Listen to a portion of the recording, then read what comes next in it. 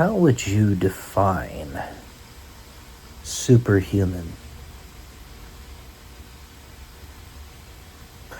Welcome to day 214. Until I'm a YouTube millionaire? I think that's what it is. I'm doing a little bit off the cuff right now. Just sort of chilling out in my bed, talking with you guys. Why? Just because when you've got stuff you want to talk about and you have the energy to do it, it's so easy to just post videos. It's not hard. Giggity. It's really not. All you gotta do is turn on your recording device, whether it's your phone, an actual camera, a webcam, whatever it is, turn it on, start recording. And if you have even an inkling of life experience and or intelligence or capacity, you're going to have something valuable that you say. You know what happens when I write in my journal? And this actually happened to my girlfriend Sonia a couple days ago. She was telling me about how she was writing in her diary, as she's one to do on occasion, just like I am. But when I do it, and this happened to her, my journal entries go from journal entries to just straight up essays. Why? Because your brain just starts thinking. You know? At least that's what happens with people with very fast minds, with very capable minds, very powerful minds. And she has a lot of horsepower in hers. We've talked about it on occasion, actually. But that happens to me too. It is not difficult, not even remotely. Or at least, let's say, if you are to become a YouTuber or whatever, and you want to post on a consistent basis, then it really should be seamless for you. It should not be painful. And for me, speaking my thoughts has never been painful. Ever. Never been difficult. They just flow out of my mouth and flow out of my mind. And some of them, I'm sure you've seen, are without filter, generally speaking. But I asked the question, how do you define superhuman? And part of it is what I'm talking about here, with high mental capacities. So, there are many ways you could. And there are also so few ways that it could be seen or accepted. You see, the thing is, our egos tend to get in the way if we're trying to find a superhuman. And we might know that we have superhuman capacities in XYZ places, but we don't want to talk about it. Therefore, nobody's going to know about it, or very few people will. Out of humility. Sometimes it's false humility, sometimes it's real humility. But then we have other people not wanting to talk about your capacities because they're jealous, or they don't want to puff up your ego or whatever. The problem is we so rarely can look at it through an objective lens, without emotions, like a doctor would. And that's part of what psychology was trying to do when the IQ test was developed, like the standard IQ test that you can take that isn't really, or doesn't have a very dramatic time component to it. By the way, if you want to figure out what your IQ is, go to queendom.com. That's QUEENDOM.com.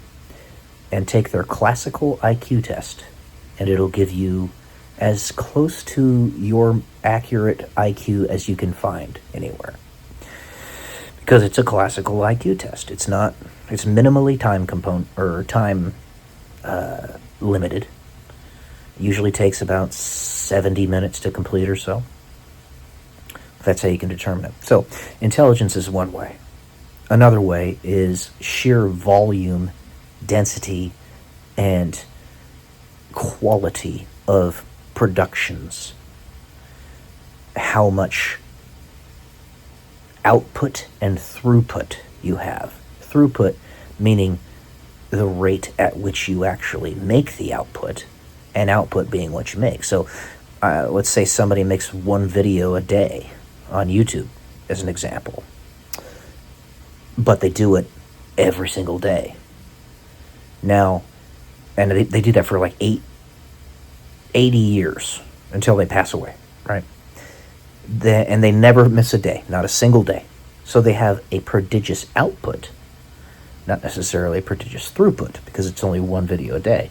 But let's say they're posting 10 videos a day, or 50, all right, on 5 or 6 different YouTube channels, single-handedly. And they're single-handedly learning how to work the editing software, the broadcasting software, the streaming software, navigating the landmines of the YouTube platform in words and stuff like that, navigating the throttling, the goalpost moving. Talking about myself here, at least from my experience. Then you have physical capacities. Let's say that a superhuman, this is the most obvious one, right? Superhuman could, I don't know, bench press 600 pounds, deadlift 1,000, just as an example. Or could run a marathon in 2 hours and 20 minutes, which there was actually a guy that was in one of my live streams talking about how he was a marathon runner he had just finished a 2:23 marathon. That's Olympic level, or near enough to get to the Olympics. So, physical capacities, wisdom. You have intellect, what I was talking about before, and then you have wisdom, how you've actually learned and grew from your experiences. Let's just use those. So if a person is 1 in a billion in their level of intelligence, does that make them superhuman? I would submit to you that very much yes, it does. Because there's only 8 people on the planet statistically that are near that person's level of intelligence. As an example, pardon me. If a person produces 50 videos and learns 5 or 6 different trades single-handedly, does that put them in a high productive capacity? Does that make them superhuman? Prodigious output. Or say they have 10 different ventures that they're working on. I would say that it does.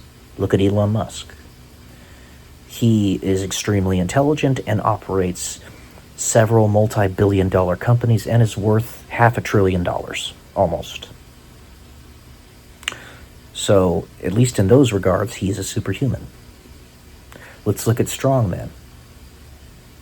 The world's strongest man typically deadlifts around 1,000 to 1,100 pounds.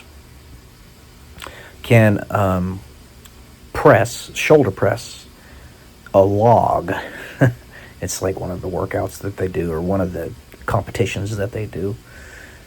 That's like 300 plus pounds. Crazy amounts of weight.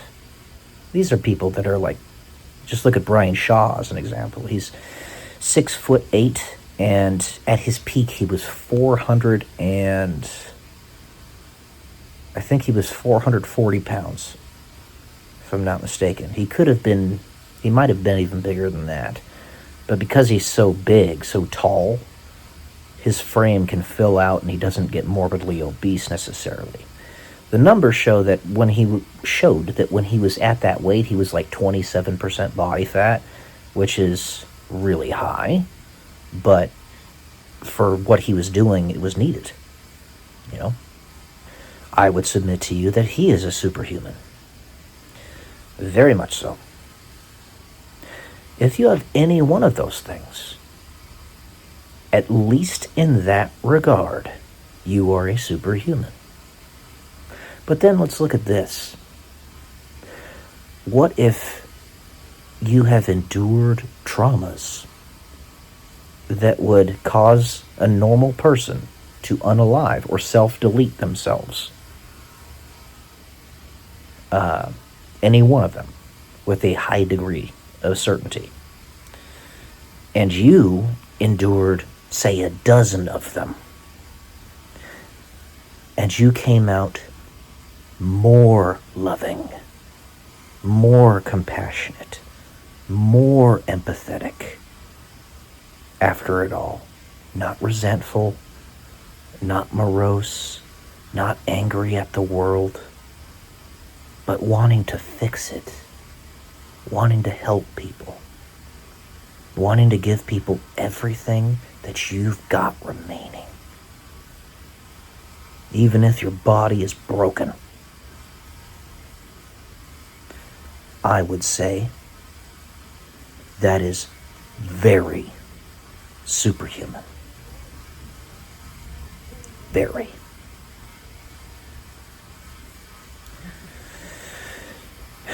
And if you're the superhuman, it's very difficult to say it yourself because of the ego, right? You can only bear it out through the objective facts and see if others would define that as superhuman.